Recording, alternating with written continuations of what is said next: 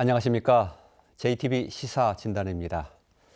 4.15 총선 결과를 놓고 여러 가지 평가와 분석, 또 기대, 우려 이런 것들이 많이 나오고 있습니다. 그 가운데서 빼놓을 수 없는 것 하나, 지역 발전 이제는 좀 잘 될 것인가, 힘있게 나아갈 수 있는가 이런 것인데요. 오늘 멀리서 오신 한 분 포함해서 네 분의 당선인 모시고 이런 문제에 대해서 집중해서 좀 얘기를 들어보려고 합니다.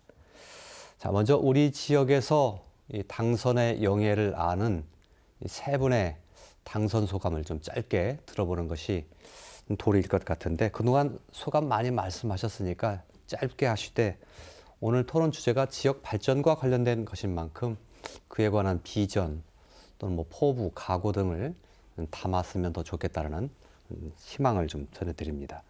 먼저 한병도 당선인께 좀 들어볼까요? 예. 이번에 선거 과정에서 많은 지지와 성원을 보내주신 특히 우리 익산 시민 여러분들께 감사의 말씀을 드립니다. 기쁜 마음과 함께 무거운 책임감이 따르고 있습니다. 우리 전라북도에서 민주당 후보들에게 압도적인 지지를 보내주셨기 때문에 이제는 우리가 성과로 보답을 해야 된다, 이렇게 생각을 하고 9명의 국회의원이 하나의 팀으로 힘을 합쳐서 일을 하겠다는 각오의 말씀을 함께 드립니다. 예, 책임감, 성과로 보답하겠다는 말씀. 다음 이원택 당선인 말씀 들어볼까요? 예, 이번 총선에서 김제 부안 또 부안 김제 주민 여러분께서 지지해 주신 것에 대해서 다시 한번 이 자리를 빌어서 감사의 말씀을 드립니다. 저도 이번 총선 결과에 대해서 무거운 책임감을 느낍니다. 그래서 차분하면서도 속도감 있게 지역의 현안, 또 전북의 현안을 추진해가고 또 문재인 정부 성공을 뒷받침하겠습니다. 또 길게는 민주당의 재주권 기반을 마련하는데도 총력을 다할 예정입니다. 전북 발전의 새로운 모멘텀을 만들 수 있는 그런 각오로 노력하겠습니다. 예, 전북 발전의 모멘텀을 만들겠다. 신영대 당선인. 네, 안녕하세요. 군산에서 압도적 지지로 당선시켜 주신 우리 군산 시민 여러분 대단히 감사합니다. 두 분 말씀 있으셨지만 이제는 저희 더 이상 전라북도 민주당 당선자들이 핑계댈 곳이 없습니다. 과거에는 야당 핑계 대기도 하고 또 전북 지역의 야당 의원님들이 문제점 지적하기도 해왔는데, 지금은 중앙에서는 180석의 의석을 우리가 확보하게 됐고요. 또 지역에서도 10명 중에 9명이 민주당 소속이기 때문에, 특히나 도지사, 단체장까지도 민주당이 압도하고 있기 때문에 이제는 좀 어떤 부분을 핑계댈 거리가 없기 때문에 정말 책임감 있게 성과로 말하는 전북 지역 국회의원들이 될 수 있도록 저도 한 일원으로서 열심히 일해보겠습니다. 감사합니다. 예, 세 분의 당선 소감 들어봤습니다. 멀리서 오신 한 분 계신다고 말씀드렸는데, 인천 부평을에서 이 사선 고지에 오른 이 홍영표 의원 모셨습니다. 멀리서 와주셔서 고맙습니다. 네. 예. 전라북도와 뗄래야 뗄 수 없는 인연을 갖고 있는 것으로 알고 있습니다. 좀 잠깐 소개 말씀 해주시면 좋겠 싶은데. 인천에서 왔습니다. 저는 먼저 우리 전북 도민들께 이렇게 인사드리게 돼서 정말 기쁘게 생각합니다. 전북 고창 출신이고요. 네, 그래서 고향에 돌아왔고, 또 우리 이번 전북 도민들께서 저희 문재인 정부와 민주당에게 또 큰 지지를 보내주셔서 정말 감사를 드립니다. 예. 고창에서 태어나셔서 초중학교를 다니시고 학교는 이리에서 다니신 걸로 그렇게 알고 있는데 맞습니까? 네, 제가 고등학교는 익산에 있는 이리고를 졸업했습니다. 예. 네. 어린 유소년 시절에 이런 것들이 시간이 묻어 있어서 네. 정말로 전북과는 뗄 수 없는 관계일 것 같습니다. 당연히 그렇습니다. 예, 네. 알겠습니다. 오늘 홍영표 의원을 모신 이유를 시청자 여러분들께서 짐작을 하실 수 있을 것 같습니다. 오신 김에 짧게 단문담닥식으로 좀 몇 가지 좀 두세 가지 여쭤보고 싶은데, 이번에 선거 결과를 민주당의 압승 이렇게 보통 표현을 했습니다. 여러 정치 평론가들 언론에서 원인 분석했는데, 홍 의원께서 보시기에 개인적으로 어떤 의미가 담겨 있다고 보십니까?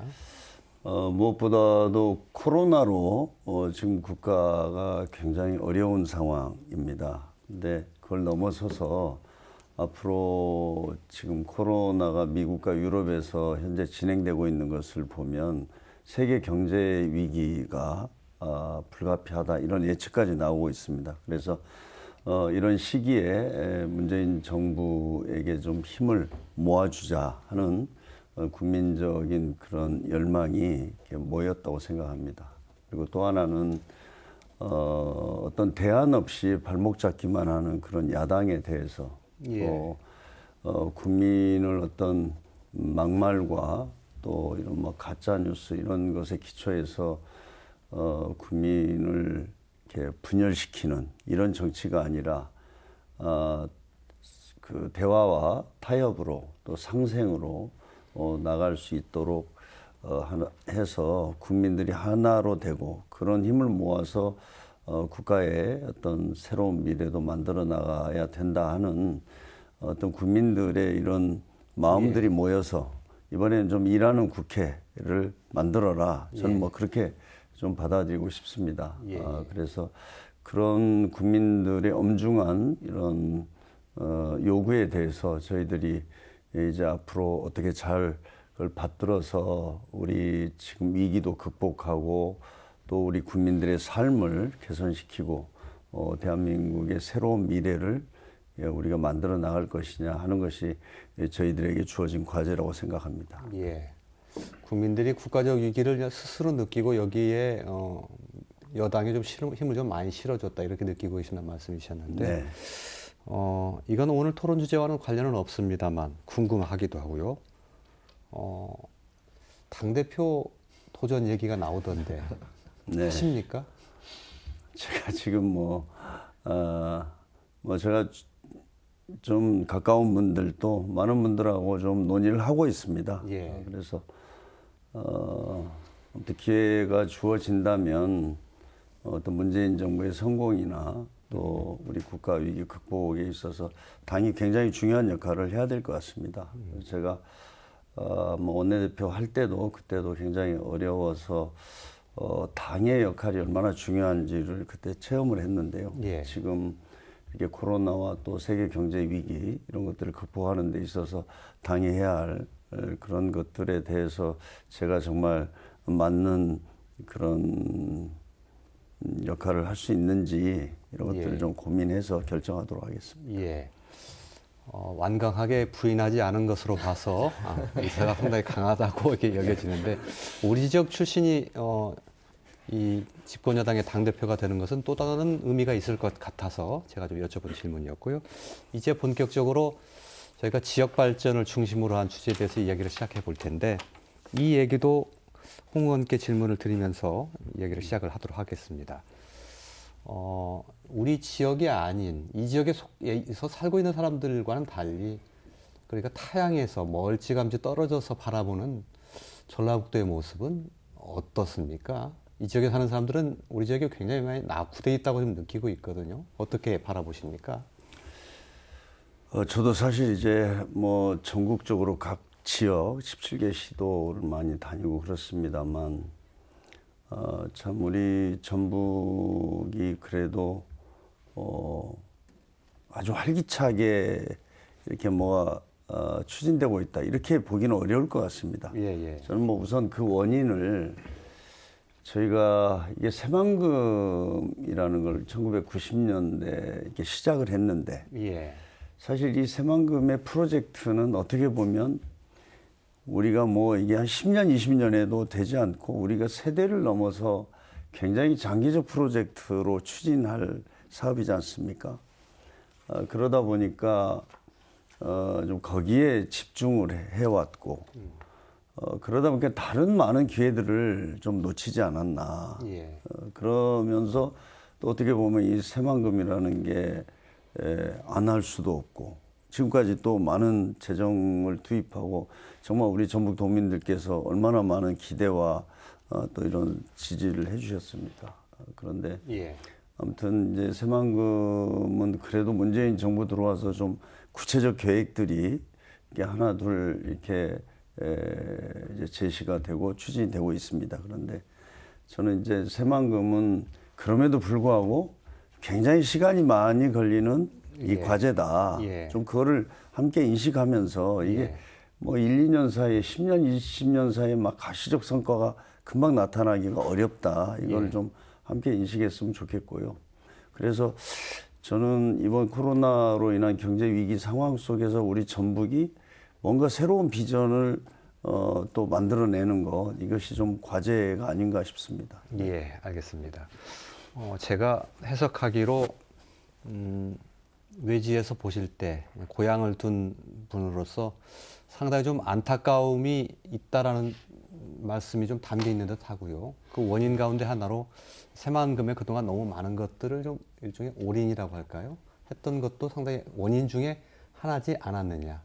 그런데 앞으로 패러다임이 바뀔 것이기 때문에 새로운 기회를 한번 찾아보자. 이런 말씀으로 한번 이해를 제가 좀 하고 싶었습니다. 예. 오늘 제가 이제 그 중앙에서 볼 때는 예. 전북하면 그냥 새만금 외에 예, 다른 어떤 게 미래 예. 비전이 뭐가 있을까? 예, 예, 예. 라는 것이죠. 물론 새만금은 굉장히 뭐 국가적인 큰 예. 프로젝트입니다. 예, 예. 그럼에도 불구하고 새만금 외에 그러면 전북에서 지금 미래를 위해서 준비하고 투자하는 게 무엇일까? 예. 이거에 대해서는 좀 아쉬움이 있다. 이렇게 예, 좀 알겠습니다. 말씀드리겠습니다. 우리 새 당선인분의 얘기도 좀 들어봐야 될 것 같습니다. 죄송합니다. 이야기 한쪽에 쏠려서. 네. 많이 좀 이끌어 주십시오. 예, 예. 전북 발전 예. 뒷받침 많이 해주셔야 됩니다.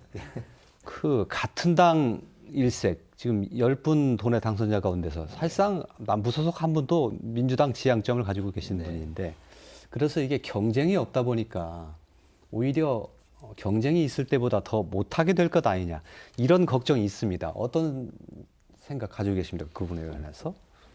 예, 이게 장점과 단점이 공존할 수밖에 없는 구조이죠.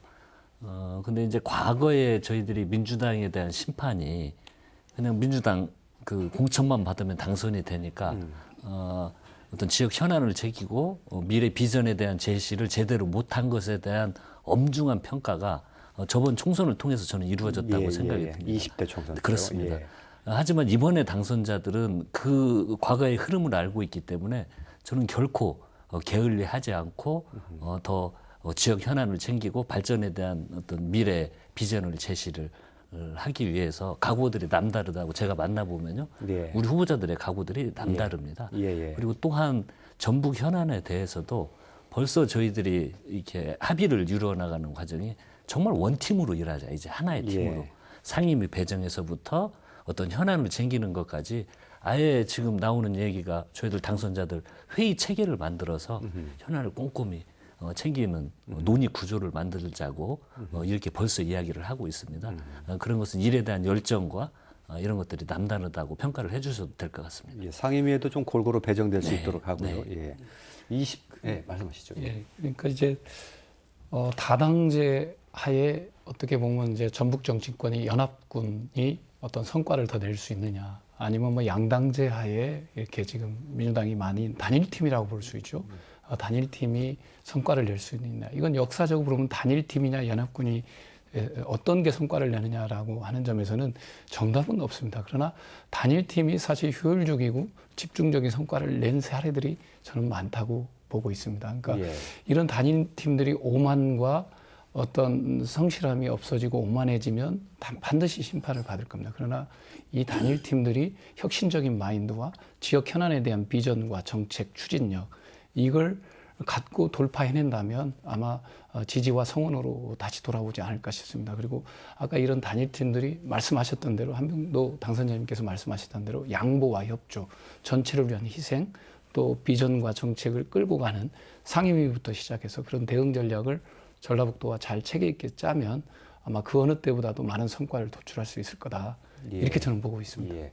단점만 있는 거 아니다 그렇게 말씀해 주셨고. 근데 전에 예. 최근에 그런 말씀들을 많이들 하시던데요. 사실 경쟁이라고 표현했는데 사실 경쟁이라기보다는 그동안에는 정쟁을 많이 했던 것 같아요. 예. 서로에 대해서 책임 넘기기가 너무 많았고요. 예. 얘기를 이었는데 왜 민주당 얘기를 안 껴줬냐, 왜 민평당 얘기를 안 껴줬냐, 이런 식으로 서로 정쟁을 많이 했던 것이 책임회피성 정쟁이 너무 많았었는데, 지금 새롭게 당선된 민주당 9명 그 국회의원 당선자 같은 경우들은 실제 오랫동안 정치 현장이나 또 과거에 학생 시절부터 민주화 운동하면서 오랫동안 인연을 맺어갔던 어찌 보면 끈끈한 이런 단합된 대우를 충분히 형성할 수 있는 역사도 있기 때문에요. 이번만큼은 오히려 단합된 능력이 오히려 큰 성과를 낼 거다 이렇게 예. 저는 판단하고 있고요. 그런 부분에서 서로에 대한 신뢰가 깊어서 어떤 상위 배분에 있어서도 충분히 논의해서 내 욕심만, 내 지역만 챙기는 게 아니라 전략 전체를 넣고 내가 산자를 가더라도 또 누가 뭐 농림해양에 가더라도 지역이 항상 다 분산돼 있는 거잖아요. 각 지역에. 예. 그래서 그런 부분이 한번 통합적으로 좋은 결과를 만들 수 있는 여건들이 좀 형성돼 있다 저렇게 판단하고 있습니다. 예.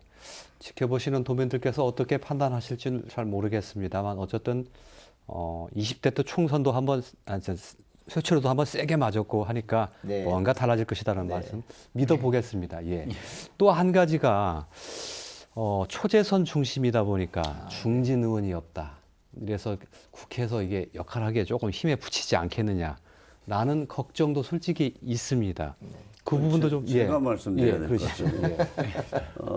이번에 보면 저는 전북의 이제 이번에 당선인들을 보면 굉장히 이렇게 다양한 경력과 배경 이런 걸 가진 분들이 많이 됐고요. 예. 또 무엇보다도 지금은 문재인 정부 시대 아닙니까? 문재인 정부에서 아주 핵심적인 역할을 했던 분들이 예. 많이 당선이 돼서 예. 아마 전북은 일하기에 이 이상의 뭐 좋은 환경은 없을 거다 이렇게 생각합니다. 예. 사실 뭐 작년에도 중앙정부가 우리 전북도에서 요청한 것보다 예산 한 5,300억 정도를 더 오히려 증액을 시켜서 예산을 이렇게 편성했었는데 이제 지금 문재인 정부도 그렇고 저희 민주당도 아무튼 우리 전북 발전을 위해서는 뭔가 정말 가시적 성과를 꼭 내서 우리 전북의 새로운 어떤 그 도약의 토대를 좀 만들어야 된다는 굉장히 강한 그런 의지를 가지고 있습니다. 그래서 이런 상황이기 때문에 이번에 이제 뭐 또 한 명도 그 당선인은 저보다도 대통령님하고 훨씬 더 가깝거든요. 예, 예. 뭐 다 그런 분들 아닙니까? 예, 예. 그래서 지금 당정청이 함께 좀 일을 하는 데 있어서 그 중간 역할들 의원들이 하는데 아마 각 분야에 굉장히 전문성과 이런 그 경험들을 가지고 있어서 그게 잘 될 거고요. 예. 뭐 이렇게 뭐 아마 이번에 이제 우리 전북 도민들이 이렇게 압도적 지지를 보내주신 것은 이 일하는 성과로 평가할 것 같습니다. 예, 예, 그래서 뭐 저희들이 그런 것을 충분하게 인식하고 있고 예. 또 뭐 대통령부터 뭐 우리 당도 아무튼 전북 발전을 위해서는 저희들이 뭐 최대한 지원을 해야 된다 이런 것을 가지고 있기 때문에 예. 저는 이분들이 훨씬 더 잘할 거다 이렇게 생각합니다. 예. 공교롭게도 오늘 세 분 당선인께서 모두 청와대에서 근무한 경력을 가지고 계시다 보니까 또 그렇게 말씀해 주신 것 같고 중진원이 없는 것에 대한 혹시 걱정 이런 부분 나오셨는데 이쪽 출신이신 우리 홍 의원님 같은 분이 좀 큰 좀 뭐랄까요 포사격을 좀 해주시면 큰 도움이 되지 않을까 싶은 생각이 드는데. 아니 저 청와대 정무수석이면요 저희들 뭐 중진하고 다 같이 놉니다. 그래서 그래요? 그렇게 하고 이번에는 저희 당이 지금 사선 이상이 20명밖에 안 됩니다. 예. 사실은 이번에 중진들이 굉장히 많이 이렇게 진출하지 못했죠. 예. 그래서 뭐 국회 자체가 굉장히 이제 젊고 활기차고 좀 의욕이 넘치는 분들로 됐기 때문에 저는 뭐 그런 에너지를 잘 이렇게 모아가면 오히려 더 좋다 이렇게 생각합니다. 예. 지역구 당선인 153명 중에서 3선 이상이 45명으로 통계가 나와 있습니다, 지금. 그러니까 사선 이상. 사선 이상. 사선 이상이 예. 지금 20명이고요. 예. 그러니까 네. 예. 3선이 한 25명. 알겠습니다. 예. 그건 말씀하실 게 아까 있으면. 이제 중진 이상이 예. 전라북도 국회의원 당선자 중에 없기 때문에 예. 걱정과 우려를 예. 하시는 분들도 예. 계실 거라고 봅니다. 근데 저희 아까 이제 홍영표 의원님께서 말씀해 주셨듯이 저희 의원 당선자들을 보면 다양한 특화된 능력을 갖고 있습니다. 우리 김성주 의원님 뭐 탄소법이라든가 또는 금융중심지 또 보건복지에 특화돼 있고 이상직 당선자는 또 중소기업 이런 쪽에 상당히 특화돼 있습니다. 또 우리 한병두 수석님은 정무수석으로서 뭐 우리 국회에 폭넓은 이 네트워크와 또 청와대 네트워크를 갖고 있어서 아마 그럴 겁니다. 그리고 뭐 우리 김수웅 당선자는 뭐 국회에서 또 역할을 하셨고 뭐 여러 가지 그런 역할이 있다고 보고 있는데 중요한 건 저는 이분들의 혁신적인 마인드와 비전과 열정, 추진력에 있다고 보고 있습니다. 그리고 예. 뭐 정세균 총리를 비롯해서 우리 부처에 있는 또 전북 출신 연고를 가진 또 우리 국회의원 당선자들이 한 46명 정도 뭐 이렇게 이제 언론에 보면 그렇게 나와 있더라고요. 예. 그래서 의기투합해서 돌파하면 그런 걱정과 우려를 충분히 상쇄시킬 수 있을 거다 이렇게 예. 봅니다. 그런데 실제로 국회가 돌아가는 질서를 보면 상임위원장 그리고 당의 간사 또 소유의 당 간사 이런 분들을 중심으로 돌아간단 말이에요. 그래서 다선 의원의 역할이 상당히 중요한 것으로 보고 있는데 이런 것들을 이제 어떻게 돌파할 것이냐라는 걱정이 있다는 말씀 차원에서 이제 드린 것이고요. 실제 우리가 저희 당에서 그동안에 상임위원장을 결정되는 과정을 보면 3선이라고 그래서 또 상임위원장 다 하지 못하거든요. 예, 예. 워낙 많으시니까 또 연령대로 나눠서 연세가 많으신 분들 하기다 싶으면 좀 젊은 3선 의원님들은 또 상임위원장 못하고 임기를 마무리하기도 하고 이런 경우도 많이 있고요. 오히려 이제 국회 내에서 주도적으로 상임위를 주도한 사람들은 위원장도 계시지만 간사들이 중요한 역할을 하잖아요. 예. 아마 저희 전라북도 재선 의원님들이 여러 분 계시기 때문에 상당 부분 차기 저희 당 원내대표에 건의해서라도 전북 지역의 우리 재선 의원님들이 각 상임위의 간사들로 많이 좀 선임될 수 있도록 그런 노력도 하고요. 예. 저는 무엇보다도 제일 중요한 것은 저희 당 의원들이 어쨌든 오래된 숫자가 많아서 함께 힘을 모을 수 있다는 게 가장 큰 장점이 될 거예요. 아시다시피 혼자 힘으로 여기 이 당 가서 뭐 이 상임위 설득하고 저 상임위 설득하기 쉽지 않거든요. 예. 근데 지금은 어찌됐든 간에 정말 오히려 아까 한병도 우리 당선인 같은 경우들은 아마 저희 당 국회의원들 다 하실 거요. 예. 새로 당선인 빼놓고 다 예. 하실 거고. 예. 저도 아마 새로운 당선인들 몇 명 빼놓고는 3분의 2 정도는 제가 아는 분들일 거고. 예. 우리 뭐 이원택 당선 마찬가지고 해서 그런 팀워크를 가져가는데 큰 도움이 될 거다. 지금 과거에 뭐 소수정당 한 20명 이런 정도의 의석 갖고는 실제 전체를 포괄하기 쉽지 않고 그걸 당론을 만들어내도 실제 국회 통과시 어려운 건데 지금은 예.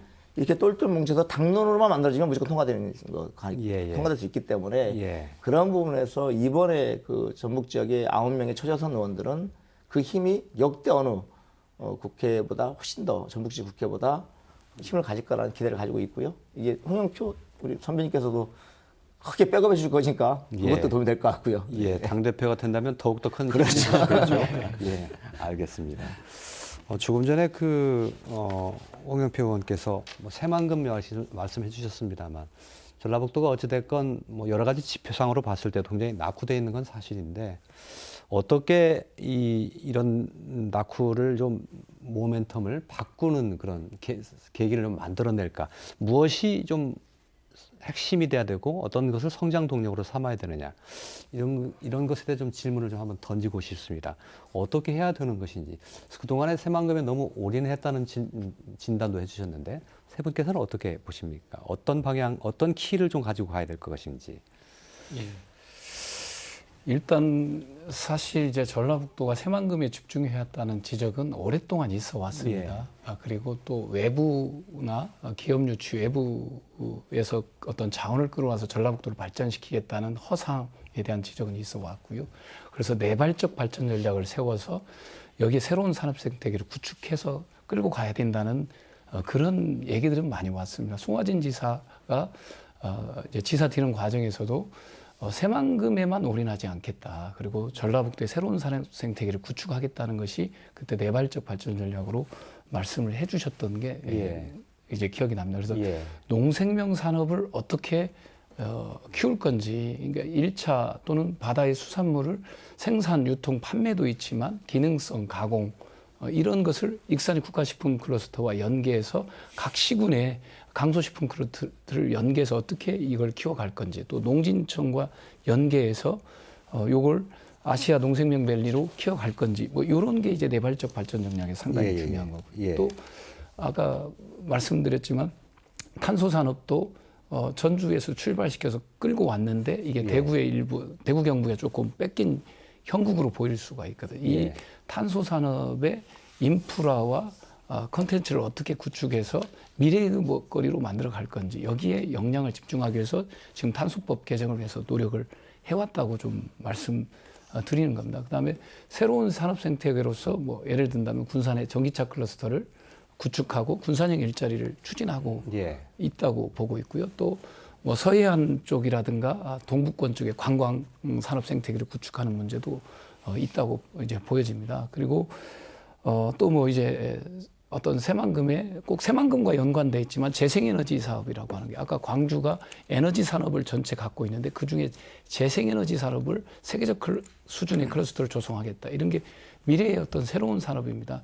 여기에 사실 자원과 인력과 선순환 구조를 만들어내는 거 여기에 집중하면서도 새만금이 30년이 왔잖아요. 그걸 또 예. 속도감 있게 윤곽이 드러내는 이걸 병행 전략을 잘 구사해 가야 된다. 예. 이렇게 보고 있습니다. 예.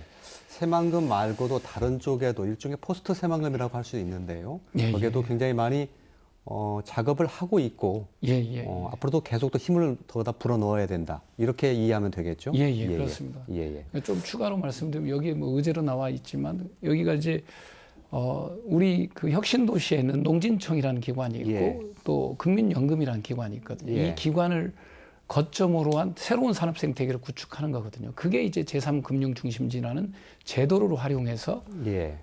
금융 생태계와 산업을 어떻게 구축할 거냐라고 하는 것이 포인트입니다. 그러니까 예. 광주 전남이 한전을 매개해서 새로운 산업 생태계를 구축하듯이 예. 미래 비전을 만들듯이 우리도 그런 걸 내발적으로 준비해가고 만들어 가야 된다. 그 초기 단계에 있기 때문에 아직 도민들한테 윤곽과 비전을 이렇게 딱 드러나게 보여주지는 못하지만 그 출발선상에 있다라는 것을 말씀드립니다. 예.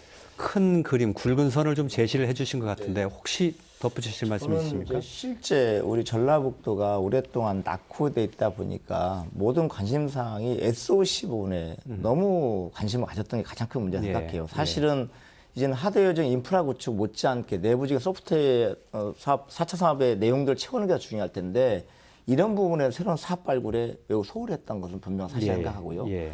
또 나아가서 이게 전라북도의 발전의 어떤 방향이 전주를 중심으로 한 발전 방향들이 문제가 있었다. 결국은 대한민국의 발전을 위해서 수도권 중심의 발전 정책을 전환시켰던 게 수도를 행정 수도를 세종으로 옮기려고 했던 게 결국은 실패해서 결국은 어쨌든 중앙 부처를 전부 다 세종시 옮겨놨잖아요. 그리고 공공기관도 국가규정법 차원에서 노민대정시절에 전부 다 지역으로 내려보내면서 혁신도시를 만들었어요.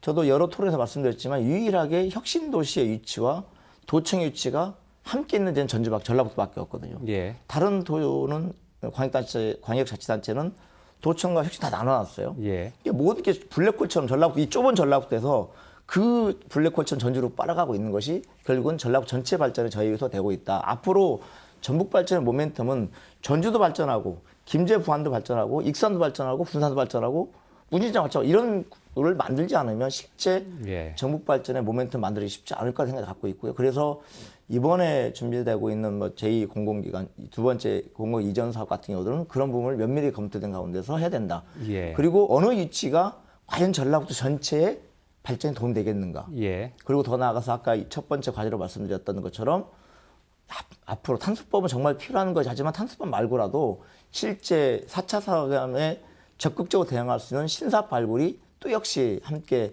모색돼야 된다. 새만금 그냥 잊어도 될 것 같아요. 새만금 그냥 국비 많이 달라. 예년 수준보다 조금 높여 더 달라. 이거면 끝난 것 같아요. 새만금 쪽으로. 그러니까 지금은 좀 새로운 신사업 발굴에 좀 더 집중해야 되는 거지. 자꾸 하드웨어 쪽에 투자만을 위해서 막 뛰어다니는 것은 좀 아쉬움이 있다. 이런 생각입니다. 전라북도 내에서의 균형 발전도 네. 상당히 중요하다는 것을 강조해 주신 것을 이해하고요. 이제 강론으로 조금 얘기가 들어가게 되는데 선거 끝나고 물론 이건 뭐 21대 국회 얘기는 아닙니다만 가장 먼저 시험대로 올랐다고 하는 것이 지금 탄소법하고 공공의대법입니다. 20대 국회는 5월 국회 열린다고 하는데 이게 잘 될 것이냐 굉장히 관심이 쏠리고 있어요. 솔직히 말씀해 주시면 좋겠습니다. 가능합니까?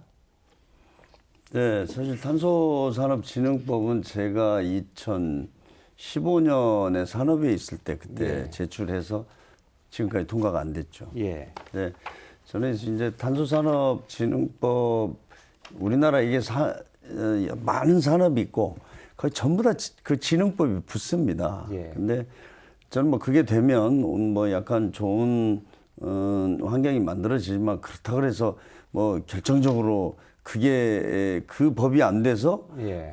안 돼 이렇게 생각을 안 하셨으면 좋겠고요. 예, 예. 법안은 아마 이제 우리 또 전북의 의원님들이 이렇게 다 되시고 또 전북도에서 요구하면 저는 통과시킬 수 있다고 봅니다.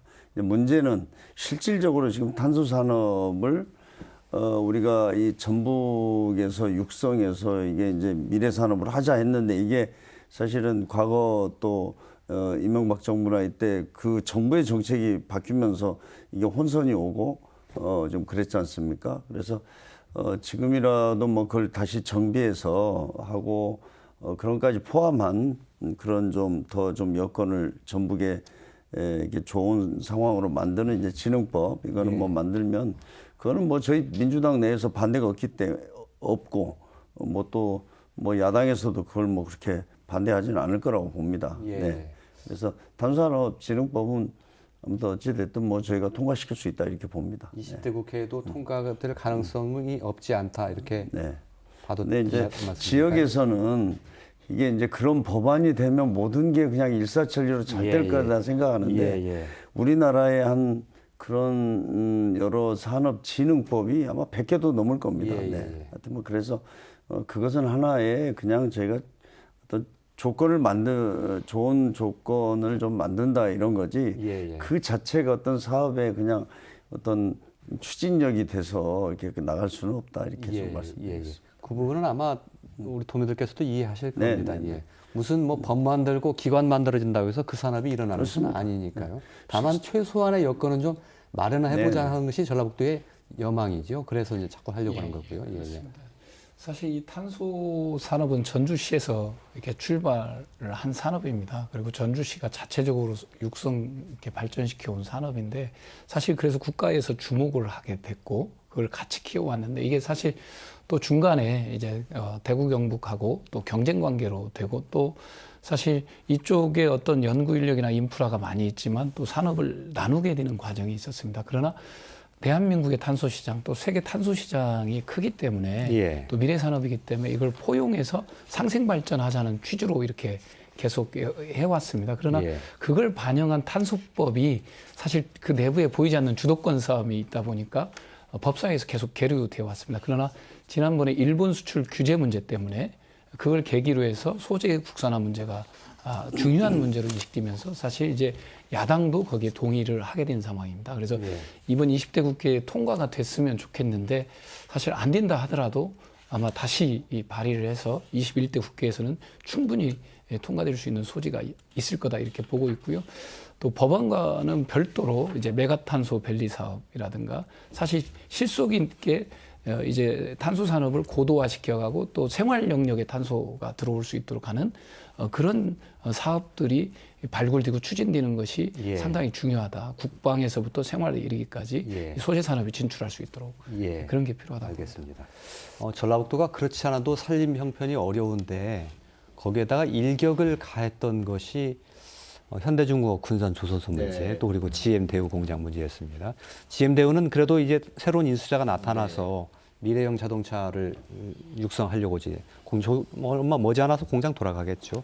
네, 올해 아마 친구 채용이 한 400명 정도 예. 시작한 걸로. 그런데 현대중공업 군산조선소는 아직 기약이 없단 말씀이에요. 근데 네. 지금 국회의원직을 걸면서까지 하겠다라고 지금 말씀해 놓으신 상태에서 네, 네. 이거 될지 잘 모르겠습니다. 아마 국회의원직 지키게 해주려고 아마 민주당에서 또는 정부에서 많이 도움 주겠죠. 예. 그런 것 같아요. 지금 제가 그런 공약을 걸게 된 가장 큰 이유가 군산 경제의 추락을 그대로 방치할 수 없는 거다. 예. 지금 사실 그 GM 공장이 문을 닫고 현대중공업이 공장 가동을 중단한 이후에 이게 최악의 군산 위기라고 생각했는데 지금 더 힘들어지고 있거든요. 예. 지금 또다시 OCI 공장이 구조조정을 시작해서 지금 한 435명 정도의 구조조정이 이루어졌고요. 협력업체는 500명 중에서 50명 남기고 450명이 그만두게 됐어요.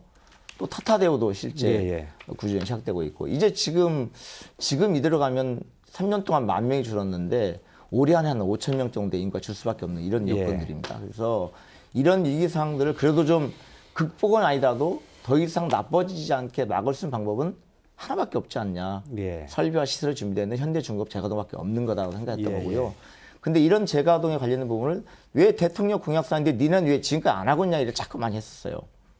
근데 저도 그런 책임이 있어서 청와대 가서 말씀드려요. 우리 뭐 잘 아시는 정태호 일자수석 가실 때 만나서 형님 우리 현대중 재가동 한번 얘기 좀 해보세요. 언제쯤 가동한다는지 지금 전화해요.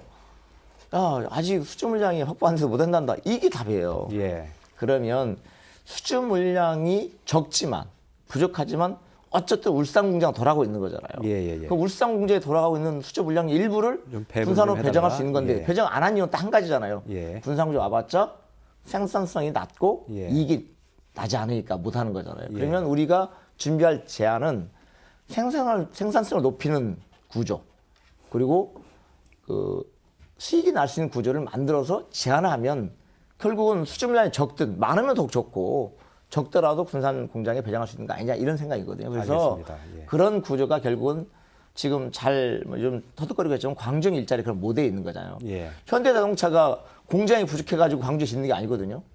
결국은 광주에 생산 공장을 졌을 때 생산이 높다고 판단해서 짓는 거거든요. 그러면 그 구조를 광주시가 제안했던 거고 이런 것처럼 현대중공업 재가동을 위한 새로운 구조 제안들을 만들어서 도나 시가 같이 만들어서 산자부에도 협조 요청하고 청와대 협조 요청하고 이 안을 가지고서 또 현대중공업 제안에 들어가면 예. 저는 그건 가능할 거다. 근데 만약에 그거 진짜 거부하면 실제 현대중공업은 군산공장을 가동할 의지가 없는 걸로 판단하고 예. 그것은 매각이든 임대든 새로운 방식으로 정리해야 된다고 합니다. 예. 현대중공업 군산주소서 문제는 군산 내 문제만이 아니고요. 이웃한 익산에도 영향을 예, 미치고 그렇죠. 김제도 김제도 다 네, 영향을 네, 미칩니다. 그래서 전라북도 전체 문제라고 볼 수 있는데 정치가 이렇게 시장의 영역에 간섭을 해서 과연 가능할 것인지에 대해서는 계속 의문부가 따라 붙습니다. 이제 사실은 우리 그 한국GM 군산공장을 문을 닫는 과정에서 얼마나 진통이 많았습니까? 예. 사실 그래도 그때 이제 제가 직접 제 지역구에 이제 그 한국GM 부평 공장이 있어서 있죠. 예. 제가 그 상황을 잘 아는데 아무튼 그래도 군산은 정부가 의지를 가지고 군산형 일자리로 해서 빨리 대안을 찾은 겁니다. 한국GM 같은 경우에는. 그렇게 된 것은 어찌됐든 그 한국GM을 설득해서 그걸 매각하게 했고요. 매각을 하고 매각을 이제 한 이후에 지금 중소기업이 그 전기차를 생산한다고 하니까 처음에 사람들이 그걸 상상을 못했어요. 어떻게 그게 가능하냐 했는데 예. 실제로는 지금 일단 저는 좋은 모델이 만들어졌다고 생각합니다. 이제 그 과정에서 군산형 일자리라는 그런 어떤 조건을 만들어주고 해서 어찌됐든 지금 이제 공장이 올해 드디어 400명 정도 채용을 하고 최종적으로 한 2,000명 정도 내가 채용하는 걸로 알고 있습니다. 그래서 저게 모델이 되면 저는 이제 조선업도 마찬가지라고 봅니다. 지금 조선업이 지금 저는 이게 민간 기업이 하는 것을 막 정부가 막 강제한다고 되는 건 아닙니다. 예. 아니, 거기서 이렇게 수요가 있으면 그만큼 기업이라는 건 뭐 오히려 더 적극적으로 그렇죠. 나서는데 예. 지금 저는 또 조선업도 우리 이제 신영대 당선인도 저렇게 말씀을 하셨지만 지금 유가하고 또 조선업이 밀접한 연관이 있습니다. 예. 아시지만 지금 미국에서는 유가가 마이너스 40달러까지 간 거 아닙니까? 예. 그래서 또 이런 위기 상황이 사실은 지금 조선업에 대해서도 좋지가 않습니다. 그럼에도 불구하고 정부로서는 지금 군산 경제를 그래도 일단은 살리는 거는 현대중공업이 어떤 형태로든지 다시 정상화가 돼야 되기 때문에 그거는 뭐 정부가 의지를 분명히 가지고 있고 예. 또 그 군산형 일자리 이런 모델로 해서 저는 뭐 조선업 쪽에도 충분히 적용할 수 있거든요. 네.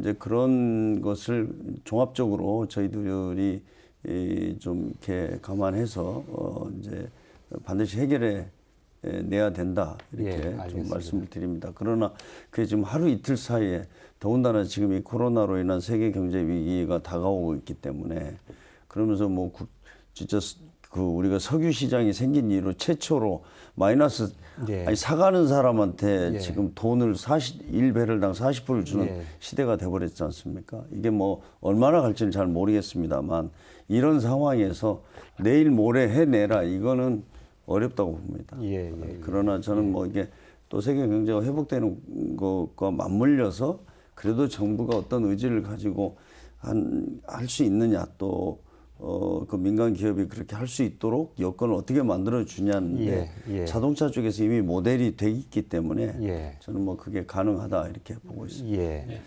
그 방금 말씀하신 이게 이제 어떤 시장에 대한 개입 아니냐 이것에 대해서는 이건 경영에 개입하는 게 아니거든요. 이건 공존의 문제입니다. 기업이 코로나19로 국가 전체에 어려움이 있고 이후에 닥칠 어떤 그 경영의 위기에 대해서 정부가 아주 구체적으로 재정적 지원을 해서 기업을 살리는 것을 지금 최우선 과제로 하고 있고 기업도 지금 도움 요청을 하고 있고요. 그리고 현대중공업 같은 경우는 또 우리 군산이라는 이 지역과 연관 관계가 있기 때문에 이것은 상호 공존하는 문제. 예. 근데 이제 기업은 과연 이윤 추구에 이득을 낼 것이냐 말 예. 것인가의 예. 문제인데 그런 것들도 공존의 차원으로 접근을 하는 예. 방식이 맞지 않나 이렇게 생각을 합니다. 간추리자면 정리를 좀 하자면 울산은 물론 현대중공업 전체가 좀 어렵긴 합니다만 울산 공장이 돌아가고 있으니까 그 물량이 좀 일부라도 군산에 좀 옮기는 좀 작업하고 거기에 정부가 좀 인센티브를 준다든지 이런 방식으로 할 수 있는 것 아니냐라는 말씀을 해주신 것 같아요. 그렇게 당 차원에서도 조금 네네. 할 수 있는 거 아닌가 싶어요. 아니 그 당연히 기업이 그렇게 의지를 가질 수 있도록 저희가 설득을 해야 되고 예. 그런 데서 기업만으로 해결하지 못하면 그 간접적인 어떤 투자를 통해서 정부가 일자리를 지키는 게 제일 중요하지 않습니까? 예. 뭐 그래서 그건 우리가 해야 된다고. 예. 그러니까 뭐 신조 물량이나 이제 선박을 제작할 때 일부 블록을 이쪽으로 옮겨서 뭐 이제 운송 비용이라든가 블록을 제작할 때 운송 비용을 인센티브를 준다 이건 도에서 이미 제안을 했었습니다. 근데 현대중공업 측에서 사실 이제 그쪽도 수주 물량이 약화되고 있기 때문에 경제적 효율성을 따져서 쉽지 않다 이런 입장이 이제 계속 나왔습니다. 근데 제가 큰 틀에서 지금 이제 현대중공업 대우조선이 합병을 하게 되고 그래서 한국 뭐 대우조선인가 이렇게 통합을 하지 않습니까? 현대조선. 그 문제에 상당히 지금 매몰돼 있죠. 예. 그렇게 해서 지금 기업 결합을 시키고 있습니다. 근데 이게 이제 워낙 큰 기업이 나오기 때문에 해당 이해관계를 갖는 국가들의 이제 사전 동의가 필요합니다. 그러니까 아마 뭐 EU도 마찬가지고 미국도 마찬가지, 일본도 마찬가지고 이런 기업 결합에 대한 이제 동의가 필요할 텐데 이 과정에서 결과적으로는 이제 해당 어떤 국가들이 동의가 되고 그러고 나면 우리 이제 정부의 내부 절차가 있을 거라고 봅니다. 산업은행이라든가 금융위원회라든가 이런 내부 절차가 있을 거라고 저는 봅니다. 그 과정에 뭐 예를 든다면 울산 공장도 있고 목포 공장도 있고 여기 군산 공장이 있는데 군산 공장의 역할이 새로 만들어지는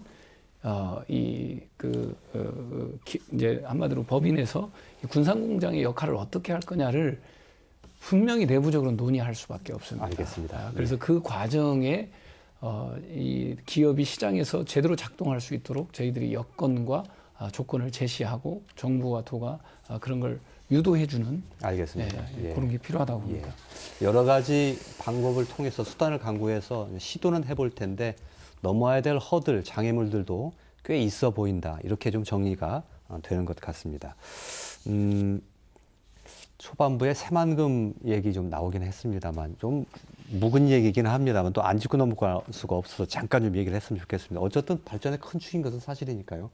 김제에서 이번에 사실 해수유통 가지고 상당히 논란이 뜨거웠습니다. 예, 그렇습니다. 전체적으로 보면 해수유통을 해야 된다는 데 찬성 쪽에 거의 기울어는 있는데 어떻게 어떤 절차를 밟아서 갈 것이냐. 이 문제 가지고 약간의 견해가 좀 달랐던 모양이던데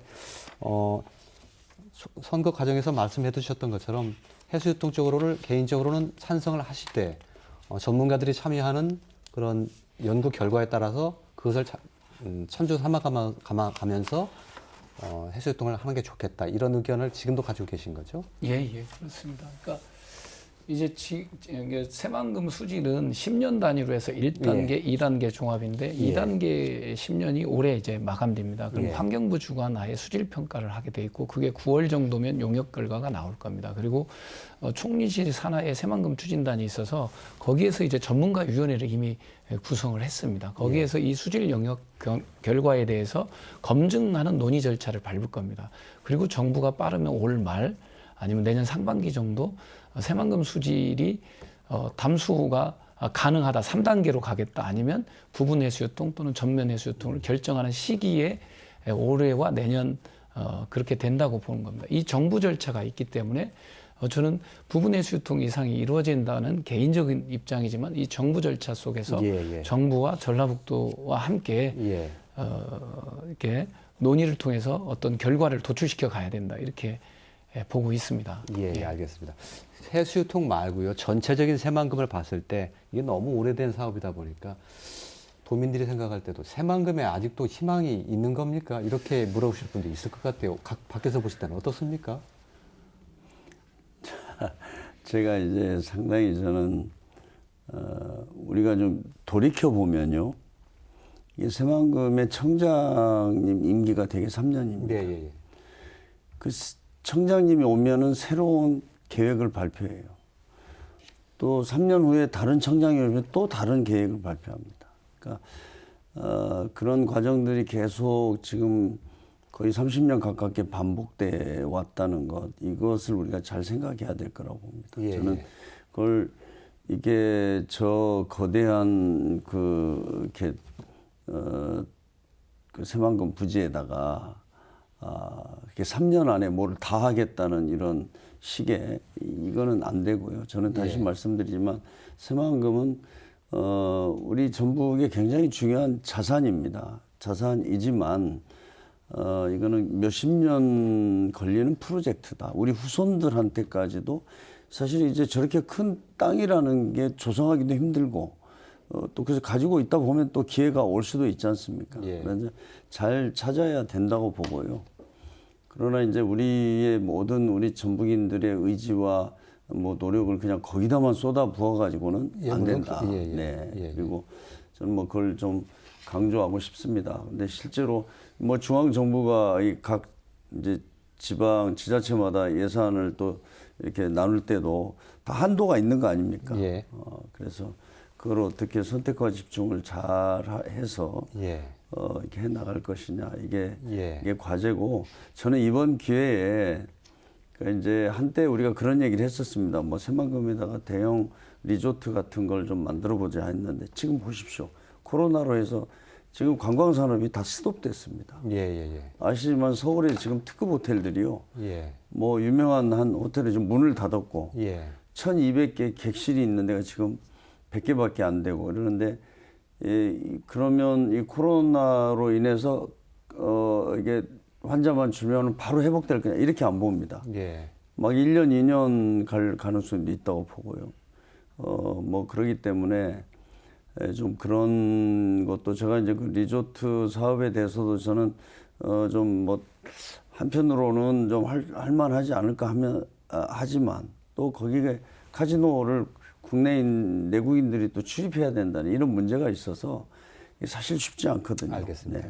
그래서 좀 이제 답답하니까 여러 가지 이제 제안들을 하고 또 사업으로 제시돼서 추진되다가 안 된 것들이 너무 많습니다. 그러니까 30년 동안 한번 계획을 우리가 어떤 계획을 세웠는데 왜 안 됐고 어떤 문제가 있었는지는 한번 정말 냉정하게 평가를 한번 해볼 필요가 있을 것 같아요. 제가 볼 때 그래요. 새만금 청장님이 새로 취임하면 하여튼 비전을 근사하게 내놔요. 3년 지나고 또 다른 게 나오고 이거는 안 된다라고 생각을 합니다. 제가 이제 청와대에서 이제 새만금 업무를 담당했기 때문에요. 그렇습니다. 그러니까 이제 마스터 플랜 이명박 대통령 시절에 만든 마스터 플랜이 사실 그림은 이쁘게 그려놓고 개발 주체, 시행 주체를 사실 공공이 하는 걸 다 막았습니다. 민간이 다 하게 수행 수단을 해놨거든요. 그러니까 민간 기업이 바다를 메꾸어서 뭘 하겠다 할 수가 없었습니다. 그러니까 이명박 박근혜 정부 10년간 공회전을 돌 수밖에 없었고요.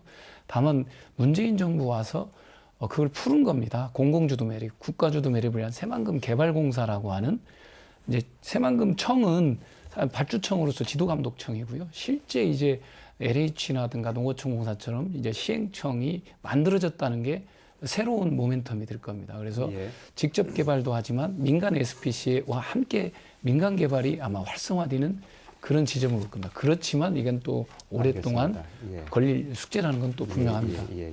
그동안 이제 30년 동안이나 이 새만금 사업이 이제 오다 보니까 도민들께서도 사실 피곤해하시고 이건 뭐 잘 될까 고개를 절레절레 흔드시는 분들도 많아서 제가 이제 드리는 질문이었는데 그럼에도 불구하고 여전히 희망은 있다. 네. 예, 이렇게 다들 말씀을 해주신 것 같습니다. 한 가지만 좀 짧게 좀 짚어봤으면 좋겠는데요. 전라북도에서도 희망사항이 금융중심지 지정되는 겁니다. 이거 21대 국회에서 아마 다루게 될 것 같은데 이 문제가 20대 국회에서 안 됐던 것이 이 부산 쪽의 반대 때문이라는 이 힘의 논리 이걸로 원인을 삼는 분들이 꽤 있어요. 거의 동의하십니까, 한동도? 그걸 좀 단정하기는 쉽지가 쉽지 않습니다. 않습니까? 예, 좀 예. 정치적 논리가 저는 많이 가미된 거라고 생각을 하고요. 이미 이제 부산은 해양, 그다음에 파생으로 지정이 된 것이죠. 여의도는 이제 종합 금융으로 이렇게 발전을 하고 있는 거고. 그래서 우리가 그 전주에서 지금 우리가 하고 있는 연기금 분야, 특화 분야는요. 얼마든지 가능성이 있고 금융위원회에서도 평가를 안 된다고 한 게 아니고 좀 인프라 구축 이런 걸 더 평가해 보겠다 했는데 관련 지금 자산 운용사들이 많이 들어오고 있습니다. 그래서 저는 긍정적인 영향을 주고 있기 때문에 예. 앞으로 가능성이 많다 이렇게 예. 생각을 합니다. 21대 국회에서 충분히 지정될 네. 수 있다 이렇게 보시는 거고요. 예. 실제 부산의 여론 모양, 부산의 반대 때문에 이건 같지는 않아요, 사실. 실제요. 저도 금융위 이게 정무위 이제 보좌관 생활하면서 들어보면 금융기관사 분들이 금융의 관료도 그렇고 금융기관에 이런 민간 금융에 근무하시는 분들도 왜 기금운용본부를 왜 전주에 갔다 와서 우리 이렇게 힘들게 하냐고 이러는 얘기예요. 결국은 서울 중심적 사고가 분명히 있어요. 예. 부산에 간 것도 싫어합니다, 사실은. 예. 그런데 여기 다시 전주 제3 금융중심지로 취산가 돼서 굉장히 거부 정서가 있어요. 그래서 예. 실제 부산을 설득하는 것이 문제가 아니고 결국은 서울 중심의 금융 중심 인프라를 꾸리고 싶어하는 것에 대한 이런 벽들을 깨는 게 일차 중요한 것 같고요. 그런 과정에서 지금 설득할 노력이 분명히 있는 것 같아요. 국민연금의 자산 규모가 650조 정도 되는 거고 아마 82개국에 191조를 투자하고 있는 거잖아요, 지금. 반면에 이제 서울 같은 데 보면 금융 국제금융센터 지수 보니까 2014년에서 떨어지고 있어요. 서울도 그렇고 부산도 그렇고. 예. 그래서 그런 걸 가지고서 이제 전주의 가능성, 최근에 전주에 뭐 여러 그 세계 은행들이 좀 입주하고 알겠습니다. 있잖아요. 그래서 예.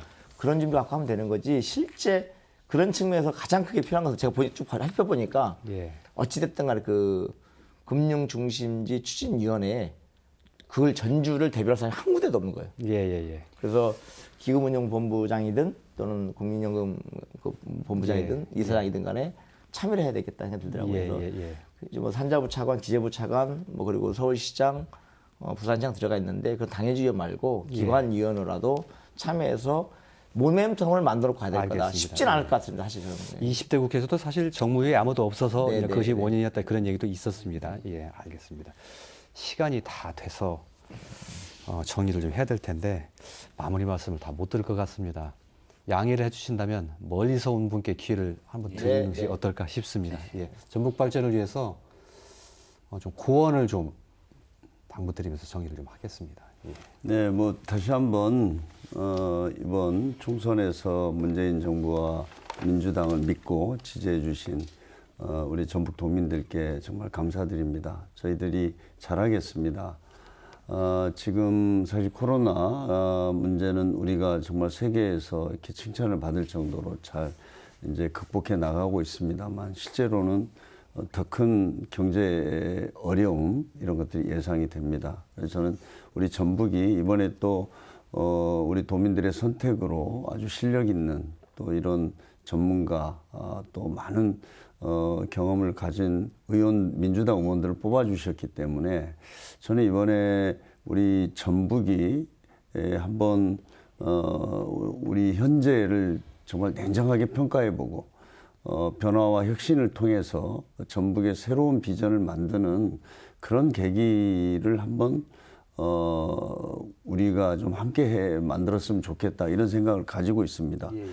그래서 이번에 뭐 저도 또 고향이고 그렇기 때문에 우리 전북 출신의 의원님들하고 함께 좀 우선 정치권에서부터 어떤 변화와 혁신을 통한 어떤 새로운 비전 이런 것들을 우리 전북이 좀 만들어 보자 하는 제안을 드리고 싶습니다. 예, 알겠습니다. 그렇게 하는데 전라북도 지역구 당선자는 사실 300명 국회의원 중에 10명밖에 되지 않습니다. 수적으로 사실 이제 부족하지요. 그렇게 할 때 우리 홍영표 의원님 같은 전북의 연구를 두신 분들이 많이 힘을 주셨으면 좋겠습니다. 전북 출신이 한 40명 됩니다. 예, 그렇게 알고 있습니다. 예. 교섭단체 2개도 만들 수 있습니다. 예, 알겠습니다. 예. 많이 도와주시겠다는 말씀으로 이해를 하고요. 자, 오늘 장밋빛 얘기 같은 얘기로 좀 혹시 들렸을 수도 있을지 모르겠습니다. 이게 현실이 되기를 바라고요. 이제 앞으로 달라지겠다고 하니까요. 결과 좀 지켜보도록 하겠습니다. 자, 오늘 네 분의 말씀 잘 들었습니다. 여기서 정리를 하겠습니다. 고맙습니다.